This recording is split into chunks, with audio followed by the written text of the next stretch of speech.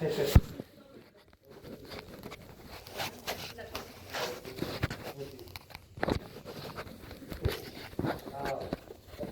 Brandon, as you guys well know. Fun fact, I wear the same socks for 2 years. Actually did it for my dad. It's no drink. It's one of the benefits of having no legs. And yeah, I recommend it. Yeah, as you can see, obviously, you know, I have no legs, and I was actually born this way. And from the very beginning, the day that I was born, I was life flighted to Portland Hospital, where they had told my parents that I wasn't probably going to make it back. They told them that if I was going to make it, that I wasn't going to live much of a life, that I would be completely dependent on them. I would be probably in a wheelchair my entire life. And I'm standing here today because they rejected that idea. They rejected that faith. They're probably the two most strongest people that I have ever met. And they were given a challenge. They were given a task that they didn't take lightly. I don't think that I could have been given to anyone else on this entire planet and have the same heart, have the same wants and dreams, because they allowed me to dream when I was young.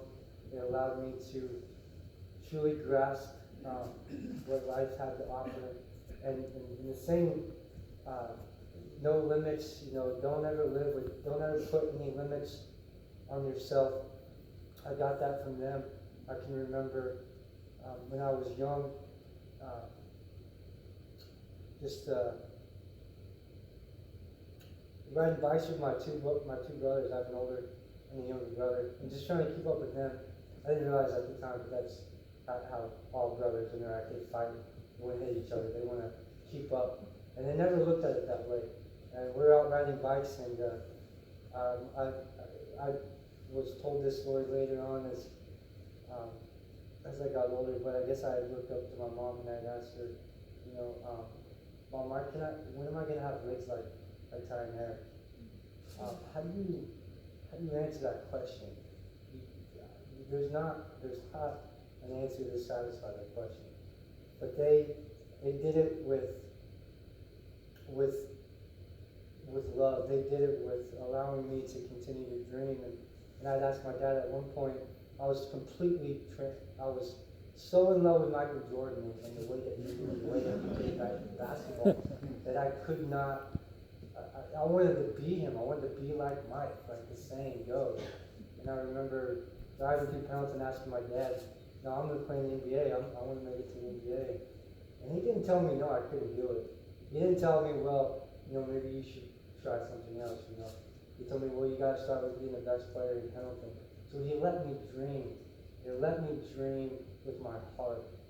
At about 9 years old, I had started to wrestle, and I found something that I could do that I was rewarded, I guess, based on how much I put into it, how much I gave myself to the sport. And in wrestling and in all sports, you truly, if you give everything that you got, you get out of it what you put in. And I gave everything that I had. It taught me how to be tough. It taught me that you got to have desire. You got to have strength. You got to have discipline. You got to suffer. You suffer in wrestling. I don't know if anybody here has wrestled, but you suffer when you wrestle, and it creates this man out of you, if I can say. And I remember just being in love with it. But a freak accident, I hurt my neck, and the doctors told me again, doctors don't usually have a lot of positive things to tell you. They told me that I would never wrestle again. Here I was, wrestled my entire life. That's what people knew about me, what they saw me. At least that's how I felt. That I was this kid who was not just seen, you know, having no legs, but like was doing something. You know, I was doing something with what I wanted to do, and I felt like I was fairly decent at it. And then the doctor comes in and tells me I'll never do it again. It shattered me. And when you go through any serious medical injury or whatever it is, they give you prescriptions. And I remember when I was given a prescription, painkillers, and I was hooked immediately. I didn't know it at the time, but I just loved how it changed my reality. Because when that was taken away, and I didn't know what I was going to do, it made me feel good. It changed my world, and I just remember that feeling. And I eventually had found another sport, wheelchair racing, which not many of you in this building have heard about that. You probably won't read about it tomorrow in the paper. You probably won't see it on ESPN. But I fell in love with it because for the first time in my life, I couldn't run. These things won't allow me to run. But when I got in that chair, going 20 miles an hour, I felt like I was running. I felt like I was doing something that I had never done before, and it was exhilarating. It completely took over I lost wrestling, but I gained something that I had loved even more.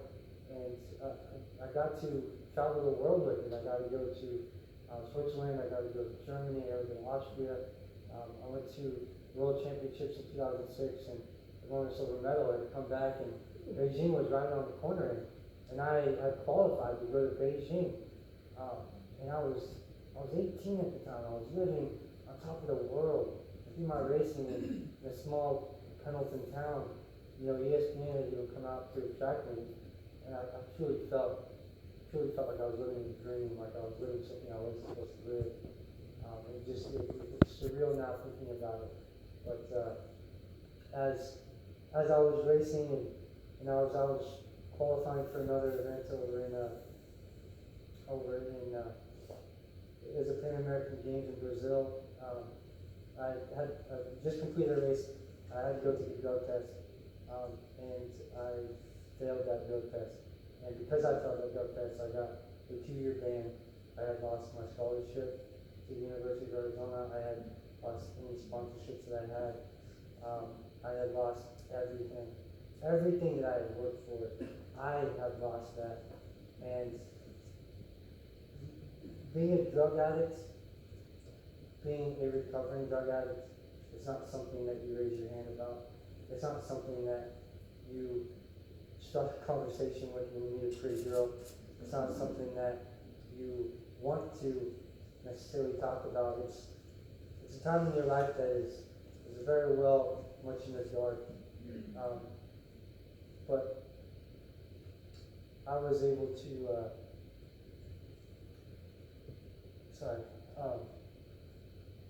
so as I'm trying to put my life back together because I lost everything, I didn't know who I was, the identity that I had with these sports and with where I was going to go. There was no more direction. There was no more, I just got to wait 2 years. As simple as I thought may have seemed to come, it wasn't as easy as that sounded, I guess. Because after many failed attempts, I found myself in a full-blown heroin addiction, to the point where it was winning more than I was winning. It had completely taken over my entire life. And after fighting this battle, I was not necessarily wanting to fight it anymore. If you've known somebody who has faced that addiction or you've gone through it, you know what I'm talking about. It's a trap within a trap. It literally will not let you go. There was only hell to pay to get out. And it was so bad that my dog, who I'd grown up with, her name was Boo, and she was a German Shepherd, and she was as much part of me as anyone else in my family. And she was old at this point, and she was dying. And I didn't get to go say goodbye to her because I chose this drug that I didn't have enough of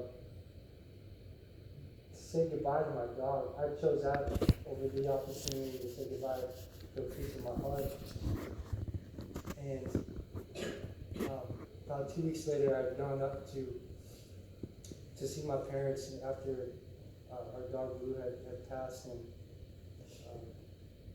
as all parents do, they know the innermost, I think, of their kids, that some things don't have to be spoken. And as I went to visit them, I'll never forget this day. This day, it continues to save me in my life constantly. So as I'm sitting in the living room, me, my dad, and my mom, I'm full-blown heroin addict at this point, and they're amazing people. They didn't raise a son to be a heroin addict. They didn't make that choice for me. I did. And being the incredible people that they are, as I'm sitting in their living room, I could just tell something was off. I could just tell. There's just that look, that your mom has, and something's up, man. Something's up, and I was going to have to be the one to bring it up. And so I remember I looked at my mom and I asked her, Mom, are you okay? It was silent for a moment, and she turned and she looked at me, and she said no.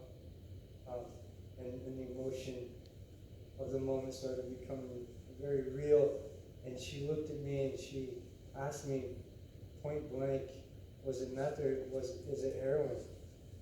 And I was so stunned. I couldn't believe my mom had just asked me that question. I thought, when you're an addict, you hide as much of this as you can. You let no one in. You let no one into that part of your life, especially your mom and dad, especially them. And she asked me that. I couldn't lie to her. Something had taken a hold of whatever I wanted to say, and I gave her the truth, and I told her it was heroin. And as a mom who was given everything, to her kids, and as a dad who had given everything to see me succeed, that was a very difficult moment for all involved, for me, for them, and I couldn't deal with the situation anymore. So I decided I was going to leave, and I walked outside, and as I was smoking a cigarette, and as I sat there, my mom came out, and just with her broken heart, that's one thing you don't want to do in your life. You don't want to break your mom's heart. Don't ever do that. I promise you, it will ruin you, and it ruined me.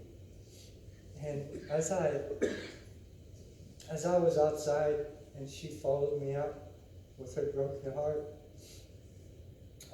she had looked at me, and I looked up at her as I was sitting down. And I remember I said, Mom, you don't deserve a son like me. And without hesitation, I don't know if there's ever been any words more powerful spoken into my life or to me. She said, don't you ever say that you were my son and God gave you to me. And I don't know, all I know is that my soul was brought back to life. A mother's broken heart, my father's broken heart had moved heaven and earth. They looked at me, and they, just with unconditional love, they had said, I don't know how to help you, but we will do whatever we can. And I at that moment, I realized, I cannot do this. I cannot do this to her. I cannot do this to my dad, to my family, to my brothers, to my grandma, to everyone that believed in me. I cannot go out like a heroin addict. I cannot die that way. And I wanted to lose that battle until that day when I saw what happened in the emotion, and that I was still her son. I was not this junkie heroin addict. I was her son. It saved my life. It saved my life, and it brought me back. And as I said earlier, you don't get let off the hook because you want to get clean. Heroin wants your soul. It wants your life. And it wasn't without a fight. So for the next week, I had to go to the flames. I had to go through sheer torture that I wish no one ever has to feel. At about day 3, with hardly any sleep, lost my voice, couldn't eat. I was laying on the floor, and I remember the only thing that crossed my mind was how to make it stop, and that was this drug that was killing me. To catch 22. And as I lay there, just wanting to die, basically, the pain is overwhelming.